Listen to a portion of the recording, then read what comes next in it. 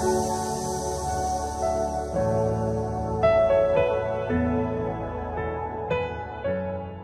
une grâce pour moi de me tenir devant vous ce matin et je rends gloire à Dieu.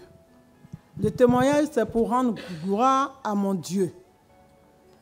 Et quand je devais partir en Côte d'Ivoire, je pense que dans l'autre groupe, je l'avais déjà signalé, que je partais pour accompagner la famille Begré pour l'enterrement de notre papa Begré. Donc on est parti de Paris, on devait partir le 17, ils ont reporté au 18. Arrivé à l'aéroport, tout s'est bien passé au départ. L'enregistrement et tout. Et à 17h30, le vol a décollé. Arrivé au niveau de la Belgique, on était vraiment très loin. On nous annonce dans l'avion qu'il y a une panne technique. L'avion doit faire demi-tour à Paris. Alors là, tout le monde était glacé dans l'avion. Moi, j'ai commencé à me repentir, demander pardon à Dieu, parce que on ne sait pas où on va atterrir à la fin. Et qu'il faut que j'aille au ciel. Donc, j'ai commencé à prier, à intercéder. Seigneur, bon, à me repentir sur tous mes péchés de ma naissance jusqu'à ce que... parce que je vais aller au ciel. Donc, je bénis Dieu, le pilote, il a été vraiment formidable. Et lorsqu'on atterrissait, j'ai vu, comme j'étais à côté des hublots, je voyais, on était vraiment entouré des pompiers lorsque l'avion atterrissait. Et lorsqu'il s'est posé, il a eu du mal à se poser, du mal à freiner. Et pour finir, il a freiné. On est resté attaché au moins pendant 3 heures, resté dans l'avion pour que les pompiers fassent ce qu'ils ont à faire. Pour ne pas traumatiser les passagers. Mais il y en a quand même, il y a 2 passagers qui ont désisté, qui ont pris leurs bagages, qui sont repartis à la maison en même temps. Et après, on nous a changé d'avion. J'ai appelé l'apôtre Konaté.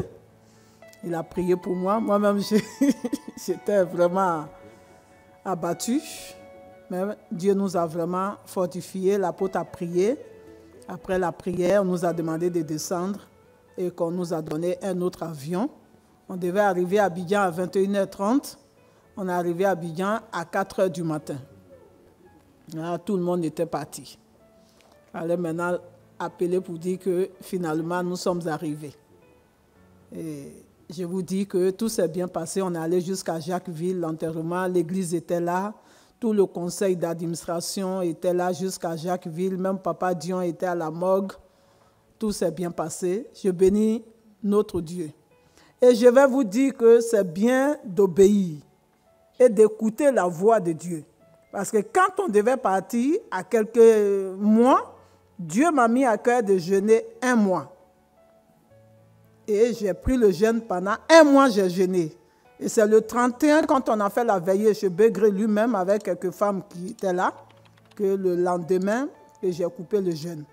Et dans mon songe, Dieu m'avait montré comme ça, ils ont dit, « Ah, c'est toi la générale qui est venue de Paris. » Ben, on t'attendait. Un groupe de personnes. Et quand j'ai dit à l'apôtre Sanko, il m'a dit, « Ah, missionnaire, il faut intercéder. Ça, c'est des attaques. » Vraiment, j'ai tenu à tenir ce témoignage pour vous dire, il faut vraiment écouter la voix de Dieu. Et quand Dieu te dit quelque chose, il faut obéir. L'obéissance vaut mieux que le sacrifice. Que Dieu nous bénisse.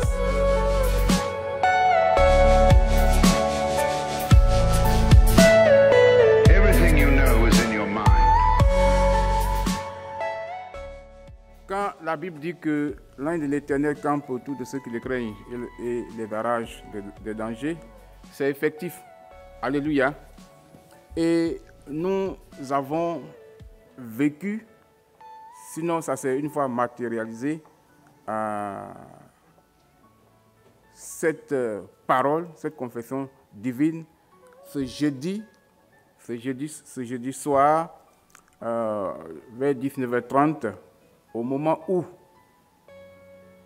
les apôtres, collés, au pet. Mon épouse et moi, nous partions d'ici à partir du temple, donc rendre visite aux enfants de notre frère Élie, qui nous a dévancés dans la félicité céleste. Alléluia.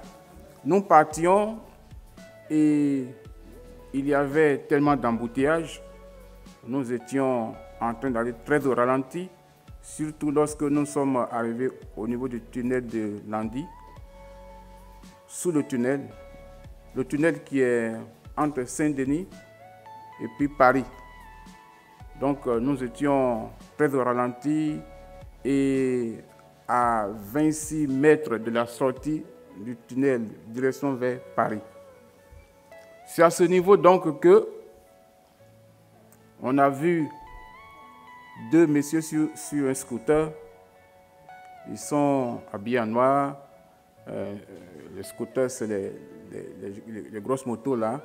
Donc ils ont faufilé et ils sont allés se rabattre vers le côté droit pour se garer. Bon, quand ça s'est passé ainsi, j'ai commenté pour dire, ah, je crois que mon épouse a dit, donc sous ce tunnel, on peut s'arrêter alors. Et moi, j'ai pensé qu'ils étaient en panne. J'ai dit, mais voilà, malheureusement, ils sont en panne. À cet endroit, pareil. Et nous avions continué lentement. Et voilà donc, à 26 mètres donc, de la sortie, on entend un très, très grand bruit. Un gros bruit. On a pensé à un accident. En tout cas, tout est tellement très, très vite passé. Et ce gros bruit était celui qui provenait de la brisure de de la glace avant, porte avant, là où j'étais assis, à côté de mon épouse, donc côté passager avant, à côté du chauffeur. Et c'est ce gros bruit-là, c'était donc une grosse pierre qu'ils ont pris. Ces deux messieurs qui étaient donc sur le scooter, il y a un qui est descendu à ce niveau, l'autre était prêt à démarrer.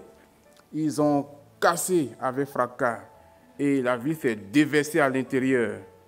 À l'intérieur, les morceaux de pierre, les morceaux de glace, tout était cassé. J'ai voulu montrer donc la photo, tout était parti, en tout cas complètement parti. Et je me suis surpris en train de lutter cette Bible-là avec ce monsieur dans sa main. Donc, il était en train de tirer, moi aussi. Bon, je ne me suis même pas réalisé je n'ai pas réalisé qu'il s'agissait, que c'est une Bible qu'on voulait prendre. Moi, j'ai entendu un bruit par instinct de conservation. J'ai attrapé tout ce que j'avais, y compris mon corps moi-même. Donc, il s'est trouvé que c'est cette Bible-là que nous étions en train de lutter. Lui, il voulait prendre, moi aussi, je l'empêchais. Ça s'est tellement passé vite, au moins je me rendais compte que c'est ça qu'il voulait prendre. Il venait de se dérober, de s'échapper, de s'enfuir.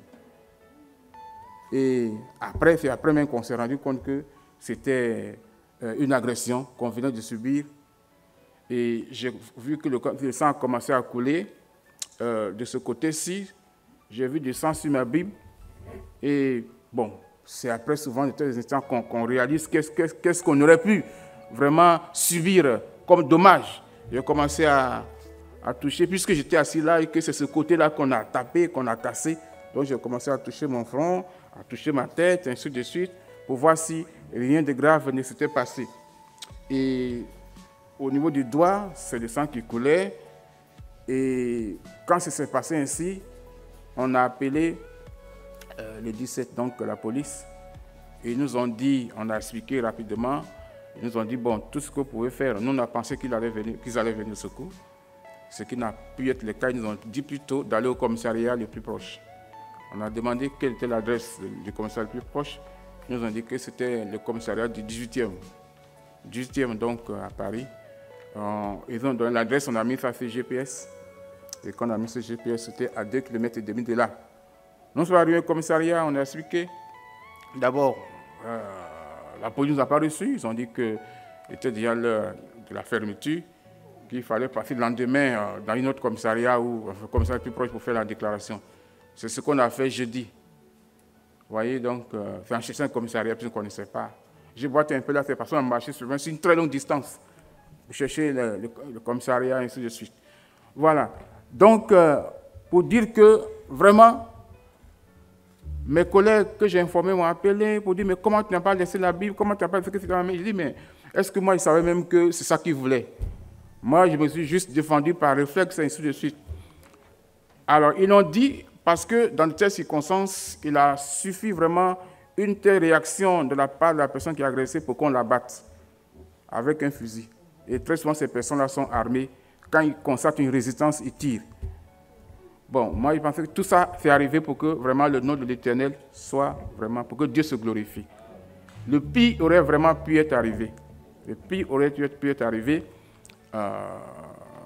quand on sait que d'autres personnes dans ces circonstances-là ont perdu la vie. Nous quatre qui étions dans le véhicule, personne finalement n'a été physiquement affecté par cet incident. Aujourd'hui, le véhicule, ce sont les assurances qui sont en train de s'en occuper. On va le récupérer très bientôt. Et je bénis vraiment le Seigneur. Je bénis le Seigneur non seulement pour ces faits que je viens de raconter, mais aussi, en tout cas, pour d'autres circonstances à l'occasion desquelles l'Éternel vraiment s'est manifesté. J'aurai l'occasion vraiment de rendre un témoignage quand le moment sera venu. Pas maintenant parce qu'on n'a pas suffisamment de temps, mais qu'il s'agisse de la bénédiction dans le cadre professionnel, qu'il s'agisse vraiment de la protection de Dieu contre les menaces graves, contre l'intégrité physique. Dieu s'est très souvent manifesté, Dieu est toujours au rendez-vous. Et pour ça, je voudrais vraiment profiter vraiment de ce petit moment pour lui rendre toute la gloire pour tout ce qu'il fait, et pour moi, et pour ma maison, en tout cas, et pour ma famille. Que Dieu vous bénisse.